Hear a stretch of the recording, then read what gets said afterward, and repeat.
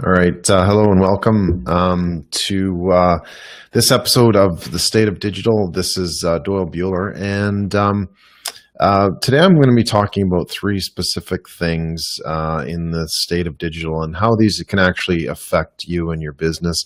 I want to talk about digital competitiveness. In the worldwide stage, I want to talk about the problem with influencers and influences. And then a new Facebook tool that's being introduced, as well as close off with a little surprise about Twitter and that sort of thing. So those are what I'm going to be talking about. So again, my name is Doyle Buehler, and I help enterprise and entrepreneurs scale, disrupt, and grow their business and sales through digital leadership. And the author of the book, The Digital Delusion. And this is one of three programs that I actually offer. The first one on the Mondays is called The State of Digital. The second one on Wednesdays is when I have a special digital leadership guest. And then the third one on Fridays is the digital discovery, the Dam Buster, when I go through some solutions and some questions that I get asked on a regular basis. So, all right, so let's get into this. I actually was trying to set up working with the tech, and I was trying to get up a screen share for one of these things, and I'm not sure it's actually able to work. So we'll just give it one more check and see. Doesn't appear to be working at this point. So what I'll do is as part of these videos, I also post a Facebook notes and a LinkedIn blog, and then a Medium article as well. So I'll have the actual links where you'll be able to see the pictures of this. But what I wanted to show was taking a look at what came out from Harvard Business Review last week is 60 countries' digital competitiveness indexed. And what they've done is they've analyzed a whole bunch of countries around the world and taken a look at what it is that helps them survive, what it is that kind of motivates them in towards being innovative in the digital space, and not so much being transforming as a nation, but more so as sort of the skills that are being brought, whether it's to that country, whether it's through great high-speed internet, whether that's through innovation of technologies, whether that's through the utilization of e-commerce. And they actually have a number of factors that take a look at this: the supply conditions, the demand conditions, the institutional environment, and innovation and change. And it's a really fascinating graph. And unfortunately, I can't show it to you. It was working like 5 minutes ago. But as with technology, sometimes they don't always work. But it's a fascinating graph because what it does is it breaks up countries into either stall out, stand out, watch out, or break out. And it kind of basically compares all of countries from around the world to say how is this company positioned for future innovation? How is this country positioned for future growth and that sort of thing? So it's a fascinating look. And in this sort of standout category, we have Singapore, New Zealand, United Arab Emirates, and that sort of thing. So they're really the rate of change is very, very fast, and the score that they're actually able to innovate is quite high as well. So they're considered a standout. We have a number of countries that are grouped together: Japan, US, Canada, Australia, Germany, who are kind of considered to be more of the stall out. And in that regard, it doesn't mean that they're not innovative. What it does mean is that they have to continue that rate of innovation, because as you probably know, innovation, if it's not sort of continuous and ongoing, it kind of drops in the innovation factor itself. So it's a very important thing to consider. And then watch out, we have a lot of sort of countries rather that are developing. I'm going to talk about companies shortly.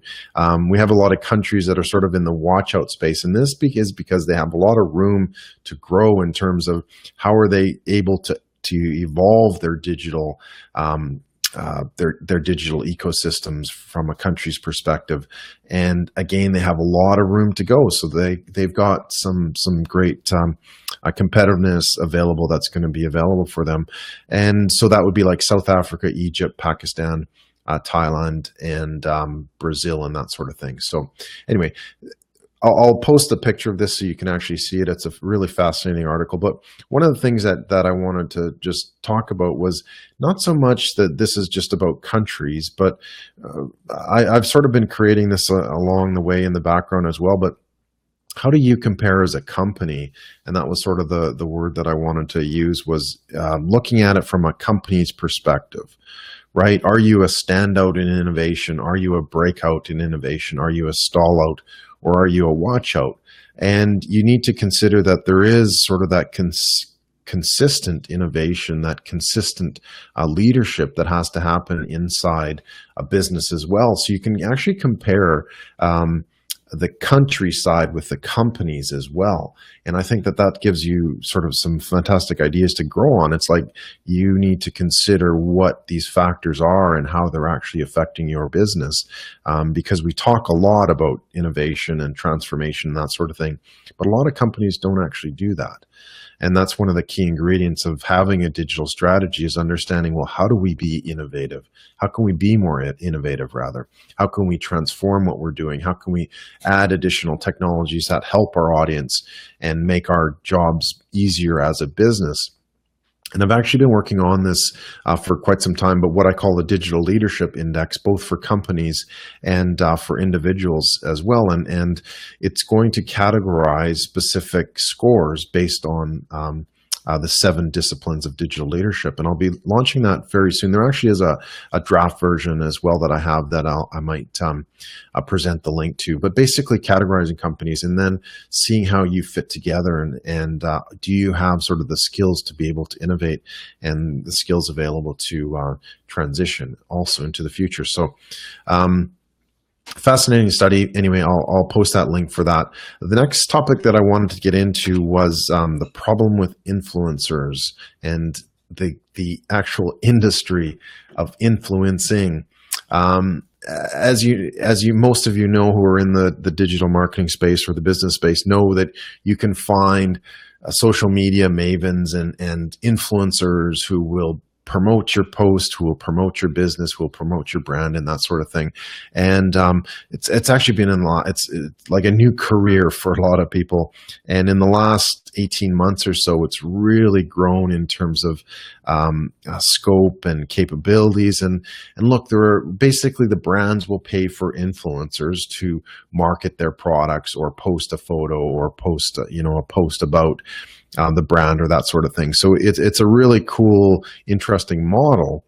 The challenge, though, is that some people, unfortunately, are sort of misusing it and misrepresenting themselves as an influencer. So they're using sort of underhanded tactics in terms of showing more followers than they actually have, or having a lot of fake followers, just to kind of build up their audience to say, hey, I've got like 20,000 Twitter followers or 15,000 Instagram followers, so therefore, my fee to promote your brand should be X dollars. Or if it's 100,000 followers, then the fee is this sort of thing. So it's an interesting model, because again, we're moving more towards the customer-centric type marketing, where influencers are very key, because they're already connected with that audience that know, like, and trust them. And that's one of the things that needs to be looked at.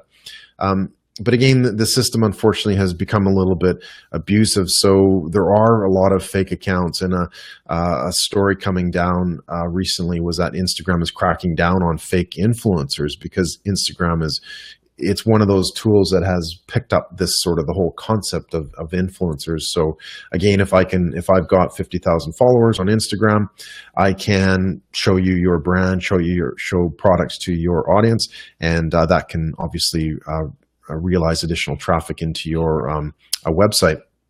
Anyway, Instagram has gone the first step in banning a lot of these tools that people are using to grow their followers, or to get additional,